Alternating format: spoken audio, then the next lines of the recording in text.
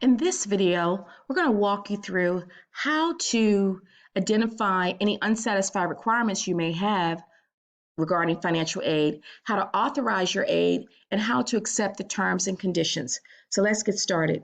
The very first thing you want to do is click on My Lawson at the top of the website on the left. When you log into the My Lawson page, make sure you're following the student login directions exactly.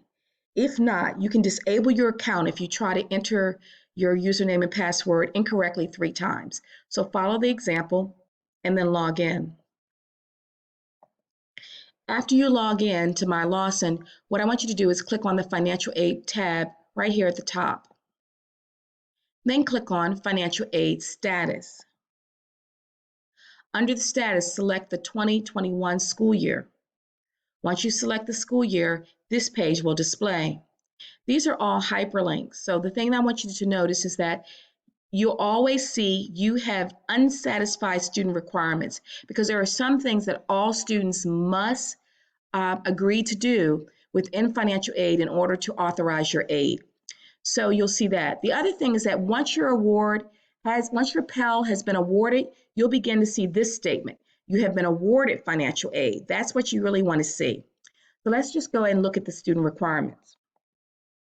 So that's a hyperlink and I clicked it. So you'll notice that this page has unsatisfied requirements and satisfied requirements. So under the unsatisfied requirements for this student, now every student is different, but there are 2 unsatisfied requirements that all of you will see. The first is terms and conditions. And you notice as I can hover over this is a hyperlink. Here's another one that all students have, indirect charge for Title IV. This is the most important one that you have to clear, okay? So notice these are hyperlinks. So I'm going to click on terms and conditions. It is important that all students read the terms and conditions so you understand what it is that you are obligated to do in terms of protecting and accepting your financial aid. Once you read the terms and conditions, you need to click on the button that says accept or award. You'll see a button that reads accept or decline your terms and conditions. Of course, you want to accept those terms. So after you accept the terms, this is what you'll see. The little yellow icon over here, and it will read, you have accepted the terms and conditions. Once you've seen that, you don't have to worry about it anymore. You've completed that task, okay? So that's really important. You want to make sure it reads, you have accepted the terms and the conditions, okay? So I'm going to go back to the financial aid status bar and student requirements. The other thing that you will definitely see, now this student has already cleared this hurdle, but you will see indirect charge Title IV authorization, but you'll see it under this category. This is the most important place or statement you need to clear. This statement means that you are trying to authorize, or you are attempting to authorize the use of your Pell to pay for all of your classes as well as your fees. So you have to click on indirect charge, Title IV authorization. Don't let that throw you. That's just a fancy way of saying, hey, I need to approve my aid, okay? So you notice here, I authorize Lawson State to apply any federal funds I receive towards my tuition, books, fees, etc. So when you get to this statement, you'll see a little drop down bar, and the first thing you'll see is the word none, N-O-N-E. That means that that student hasn't selected the statement. They haven't authorized. So if you see none, that's not a good sign. That means you need to authorize. So you need to click on the drop down bar and it will give you 2 choices, authorize recommended or decline. Do not hit decline. If you hit decline, that means that you can't use your aid. So you want to select authorize recommended, just like this student did. And once you select it, you'll see this on your page, authorize recommended. That's what everyone needs to see. When you see authorize recommended, you've cleared this important hurdle. Okay, that's very important. So again, I'm going to go back to unsatisfied conditions because we got to talk about something that's really, really important. Let me stretch this page out just a little bit more for us. Okay, so go back to financial aid status. requirements. Now, as you see, this student only has one left. I mean, she's already cleared it, unsatisfied requirements. But normally, when you first start off on this journey, you may have two or three unsatisfied requirements, okay? So you have to satisfy all of them. That's your job as a student. Only you can satisfy your requirements. We can't do it as an institution.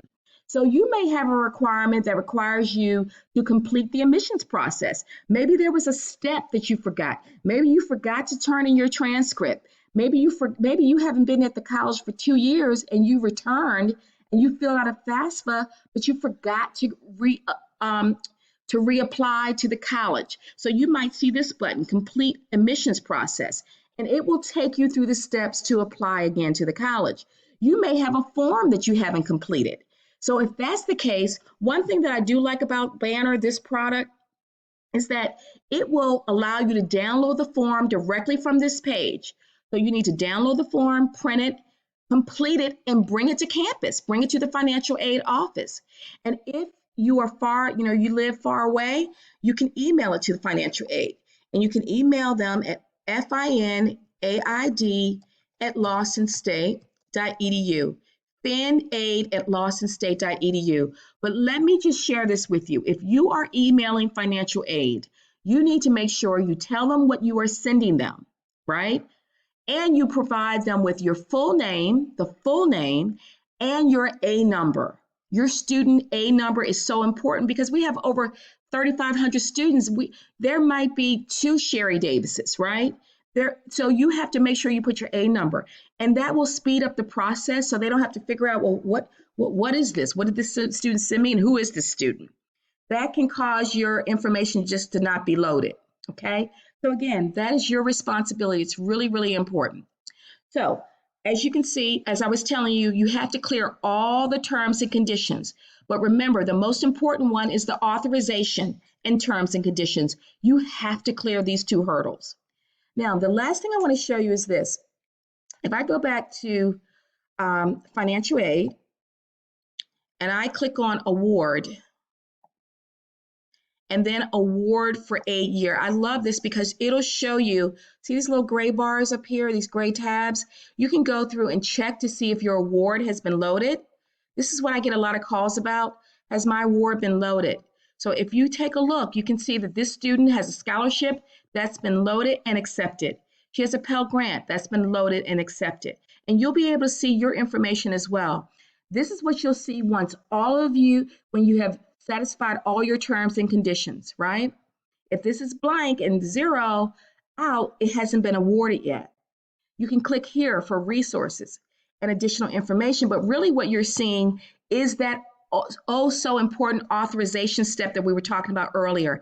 You want to make sure it says authorize recommended, that you have authorized your aid to be used.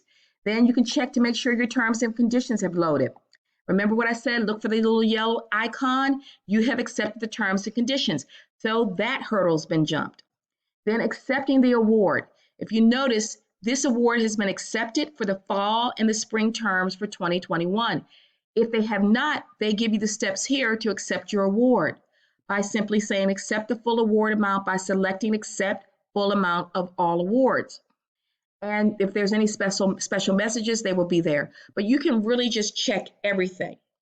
Now, I'm going to go back as a quick review. Remember when we first came on, we were on this page. I told you to click financial aid.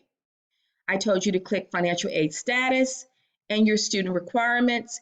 And that led you to the satisfied and unsatisfied page. I also reminded you that all forms are on this page for you to fill out. If you're missing any forms, you can email those to us. You can bring them to the office, which is preferred, right? We talked about how important the authorization piece was and the terms and conditions.